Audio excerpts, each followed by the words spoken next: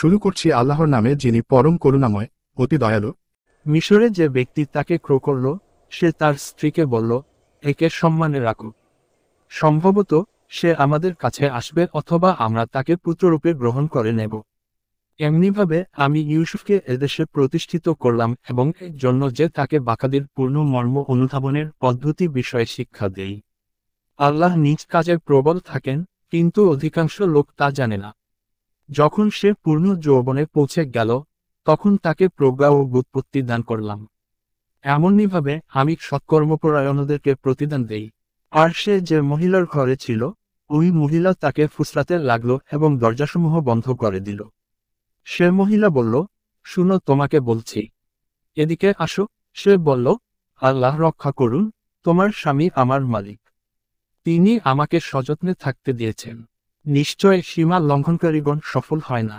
নিশ্চয় মহিলা তার বিষয়ে চিন্তা করেছিল, এবং সেও মহিলার বিষয়ে চিন্তা করত, যদি না সে স্বীয় পালনকর্তাদের মহিমা অবলোকন করত। এমনিভাবে হয়েছে, যাতে আমি তার কাছ থেকে মন্দ বিষয় ও নির্লজ্জ বিষয় ছড়িয়ে দেই। নিশ্চয় সে আমার মনোনীত বান্দাদের একজন। তারা উভয়ে ছুটে দরজার দিকে গেল, এবং মহিলা ইউসুফের জামা পিছন দিক থেকে ছিঁড়ে ফেলল। উভয় মহিলার স্বামীকে দরজার কাছে পেল। মহিলা বলল, যে ব্যক্তি তোমার পরিজনের সাথে কুকর্মের ইচ্ছা করে, তাকে কারাগারে পাঠানো অথবা অন্য কোনো যন্ত্রণাদায়ক শাস্তি দেয়া ছাড়া তার আর কি শাস্তি হতে পারে। ইউসুফ আলাইহিওয়াসাল্লাম বললেন, সে আমাকে আত্মসম্বরণ না করতে ফুসলিয়েছে। মহিলার পরিবারে জনৈক সাক্ষী দিল যে, যদি তার জামা সামনের দিক থেকে ছিন্ন থাকে, তবে মহিলা সত্যবাদিনী এবং সে মিথ্যাবাদী। এবং যদি তার জামা পেছনের দিক থেকে ছিন্ন থাকে, তবে মহিলা মিথ্যাবাদিনী এবং সে সত্যবাদী। অতঃপর গৃহস্বামী যখন দেখল যে তার জামা পেছনের দিক থেকে ছিন্ন, তখন সে বলল, নিশ্চয় এটা তোমাদের ছলনা। নিঃসন্দেহে তোমাদের ছলনা খুবই মারাত্মক। ইউসুফের প্রসঙ্গ ছাড়ো। আর হে নারী, এ পাপের জন্য ক্ষমা প্রার্থনা করো, নিঃসন্দেহে তুমিই পাপাচারিণী। নগরের মহিলারা বলাবলি করতে লাগল যে, আজিয়ের স্ত্রী স্বীয় গোলামকে কুন্তলব চরিতার্থ করার জন্য ফুসলায়। সে তার প্রেমে উন্মত্ত হয়ে গেছে। আমরা তো তাকে প্রকাশ্য ভ্রান্তিতে দেখতে পাচ্ছি। যখন সে তাদের চক্রান্ত শুনল, তখন তাদেরকে ডেকে পাঠালো এবং তাদের জন্য একটি ভোজসভার আয়োজন করল। সে তাদের প্রত্যেকে একটি ছুরি দিয়ে বলল, ইউসুফ এদের সামনে চলে এস। যখন তারা তাকে দেখল, হতভম্ব হয়ে গেল এবং আপন হাত কেটে ফেলল। তারা বলল, কখনোই নয়, এ ব্যক্তি মানব নয়, এ তো কোনো মহান ফেরেশতা। মহিলা বলল, এ ওই ব্যক্তি যার জন্য তোমরা আমাকে ভৎসনা করছিলে। আমি ওরই মন জয় করতে চেয়েছিলাম, কিন্তু সে নিজেকে নিবৃত রেখেছে।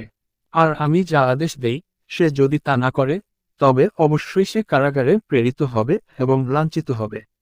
ইউসুফ বলল, হে পালনকর্তা, তারা আমাকে যে কাজের দিকে আহ্বান করে, তার চাইতে আমি কারাগারই পছন্দ করি। যদি আপনি তাদের চক্রান্ত আমার উপর থেকে প্রতিহত না করেন, তবে আমি তাদের প্রতি আকৃষ্ট হয়ে পড়ব এবং অজ্ঞদের অন্তর্ভুক্ত হয়ে যাব। অতঃপর তার পালনকর্তা তার দোয়া কবুল করে নিলেন। অতঃপর তাদের চক্রান্ত প্রতিহত করলেন। নিশ্চয় তিনি সর্বশ্রোতা ও সর্বজ্ঞ। অতঃপর এসব নিদর্শন দেখার পর তারা তাকে কিছুদিন কারাগারে রাখা সমীচীন মনে করল।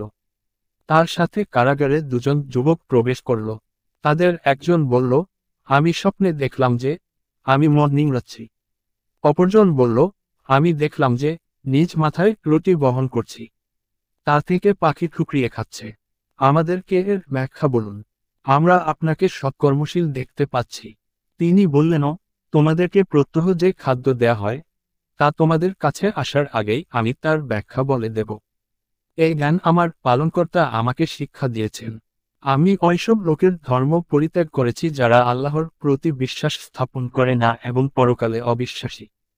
আমি আপন পিতৃপুরুষ ইব্রাহিম, ইসহাক ও ইয়াকুবের ধর্ম অনুসরণ করছি। আমাদের জন্য শোভা পায় না যে কোনো বস্তুকে আল্লাহর অংশীদার করি। এটা আমাদের প্রতি এবং অন্য সব লোকের প্রতি আল্লাহর অনুগ্রহ, কিন্তু অধিকাংশ লোক অনুগ্রহ স্বীকার করে না। হে কারাগারের সঙ্গীরা, পৃথক পৃথক অনেক উপাস্য ভালো না পরাক্রমশালী এক আল্লাহ। তোমরা আল্লাহকে ছেড়ে নিছক কতগুলো নামের ইবাদত করো, সেগুলো তোমরা এবং তোমাদের বাপ দাদারা সাব্যস্ত করে নিয়েছে। আল্লাহ এদের কোনো প্রমাণ অবতীর্ণ করেননি। আল্লাহ ছাড়া কারো বিধান দেবার ক্ষমতা নেই।